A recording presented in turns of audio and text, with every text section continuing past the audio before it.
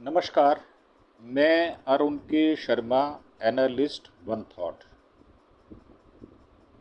आज बात करेंगे, आखिरकार अमेरिका ने पाकिस्तान समर्थित टीआरएफ को आतंकवादी संगठन घोषित कर दिया और कहा कि इसने पहलगाम हमले की जिम्मेदारी ली थी। ट्रंप सरकार भारत की सुरक्षा को लेकर गंभीर हो गए हैं।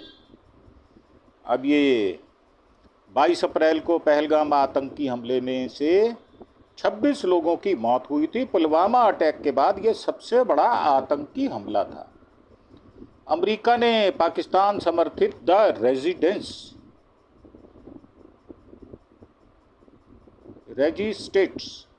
फ्रंट को विदेशी आतंकवादी संगठन एफटीओ और विशेष रूप से नामित वैश्विक आतंकवादी एसडीजीटी की लिस्ट में डाल दिया है। अमेरिकी विदेश मंत्री मार्को रूबियो ने शुक्रवार यानी आज बयान जारी कर इसकी जानकारी दी है।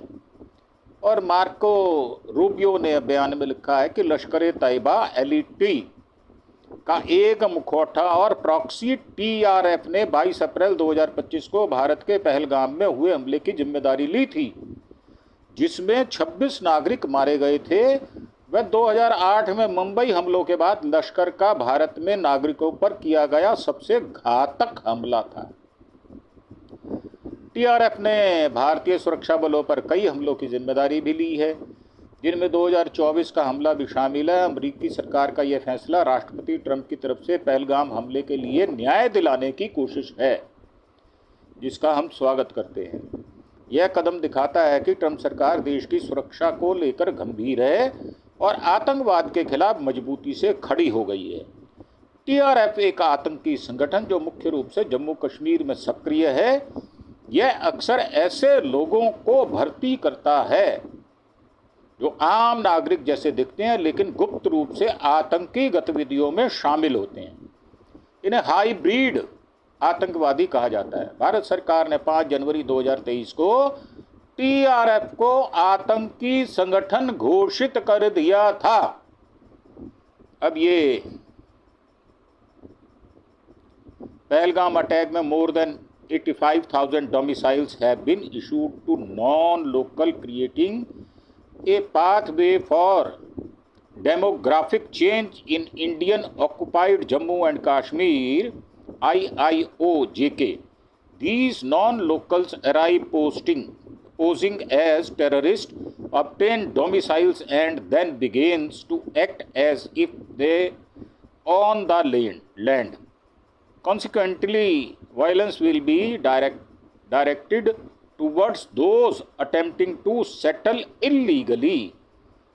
ये कश्मीर रेजिस्टेंस पहलगाम के हमले के बाद टीआरएफ ने ये फोटो जारी कर हमले की जिम्मेदारी ली थी। और पहलगाम हमले के बाद टीआरएफ ने ये फोटो जारी कर हमले की जिम्मेदारी ली थी। जयशंकर बोले, आतंकवाद के बाद जीरो टॉलरेंस होगा। विदेश मंत्री एस जयशंकर ने टीआरएफ पर अमेरिकी प्रतिबंध के बाद एक्स पर लिखा, भारत अमेरिकी आतंकवाद विरोधी सहयोग की मजबूत पुष्टि हुई है। विदेश मंत्री मार्को रूबियो को धन्यवाद दिया। उन्होंने टीआरएफ लश्कर तैयबा का एक प्रॉक्सी संगठन है को विदेशी आतंकी संगठन एफटीओ और विशेष रूप से नामित वैश्विक आतंकवादी संगठन एसडीजीटी घोषिट किया।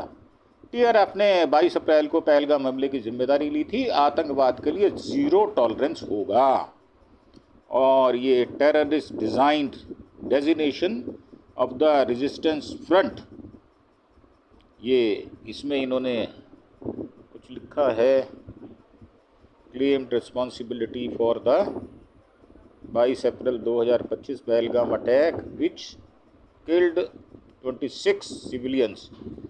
This was the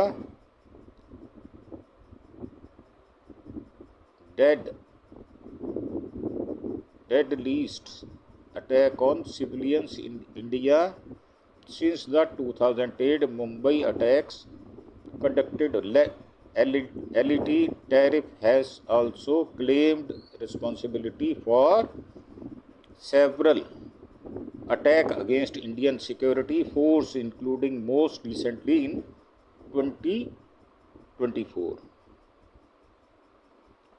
और अमेरिकी विदेश मंत्री मार्को रूबियो ने टीआरएफ के खिलाफ कार्रवाई के बाद बयान जारी किया। इसमें बताया गया कि टीआरएफ पहलगाम 2008 मुंबई अटैक समेत कई हमलों के लिए जिम्मेदार है। अब एफटीओ लिस्ट में डालने के दो बड़े मायने होते हैं, वो क्या हैं वो हम आपको बताते हैं। संगठन अमेरिका के लिए खतरा है। एफटीओ लिस्ट अमेरिका का एक कानूनी टूल है जिसे अमेरिकी विदेश विभाग तैयार करता है। इस लिस्ट में उन आतंकवादी संगठनों को डाला जाता है जो अमेरिका की राष्ट्रीय सुरक्षा, विदेश नीति या नागरिकों के लिए खतरा माने जाते हैं। मदद करने पर कानूनी कार्रवाई। लिस्ट में शामिल व्यक्ति या संस्था को अगर कोई पैसा, हथियार या अन्य मदद देता है तो उसे गैर कानूनी माना जाता है, उनके लिए कानूनी कार्रवाई की जाती है। एसडीजीटी लिस्ट में डालने से दो बड़े मायने हैं।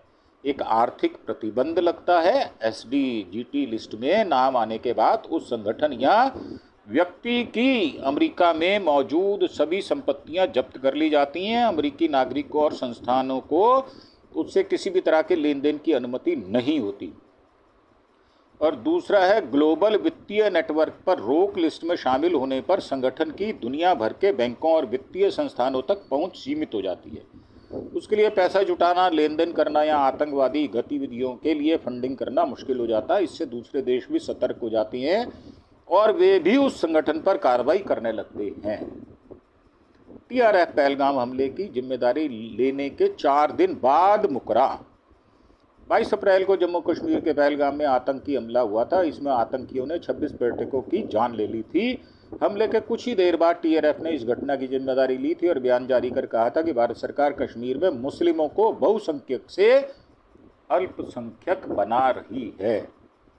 हालांकि 26 अप्रैल को टीआरएफ इससे मुकर गया था। संगठन के प्रवक्ता अहमद खालिद ने कहा था कि पहलगाम हमले के लिए टीआरएफ को जिम्मेदार ठहराना गलत है। खालिद ने कहा कि उनकी वेबसाइट को हैक कर लिया गया था। 2019 में आर्टिकल 370 हटाने के बाद अस्तित्व में आया था टीआरएफ।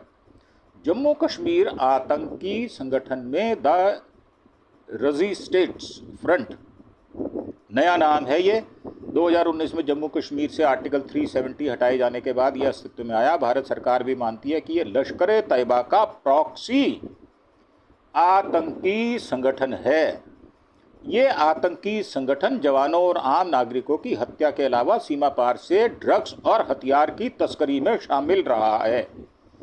सुरक्षा मामलों में जानकार जो बताते हैं कि सीमा पार आईएसआई हैंडलर से ही लश्कर तैयबा की मदद से टीआरएफ को खड़ा किया है। अब ये द रेजिस्टेंस फ्रंट यानी टीआरएफ कब बना? अक्टूबर 2019 में। और सुप्रीम कमांडर इसका शेख सज्जाद गुल और chief operational commander Basit Ahmad डार।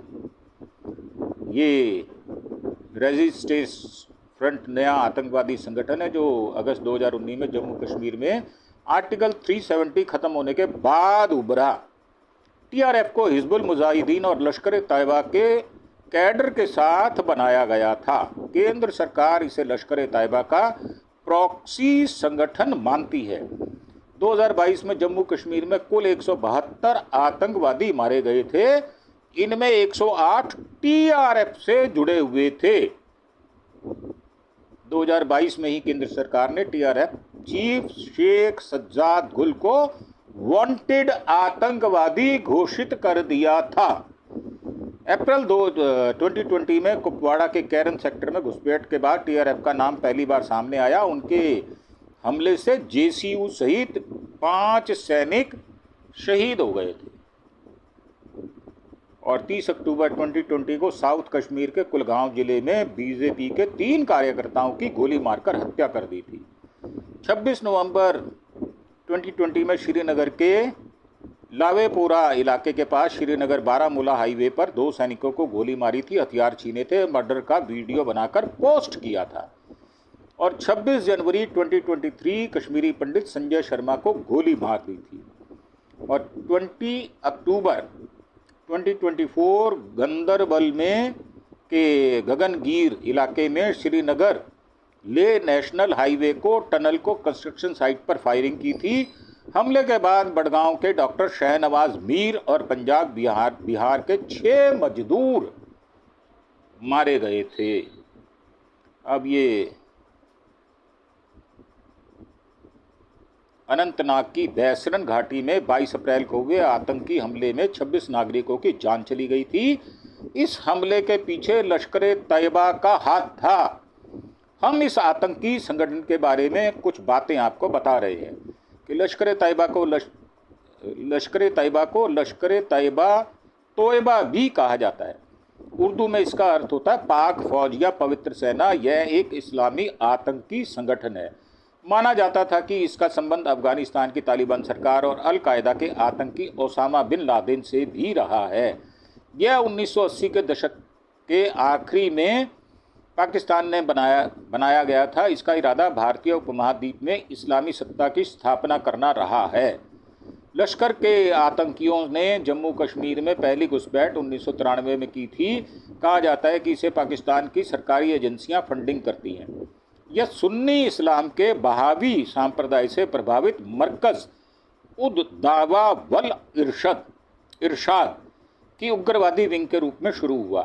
13 दिसंबर 2001 में भारतीय संसद पर फियादीन हमला और मुंबई में 2008 में हुआ लश्कर तैयबा के आतंकियों ने ही किया था।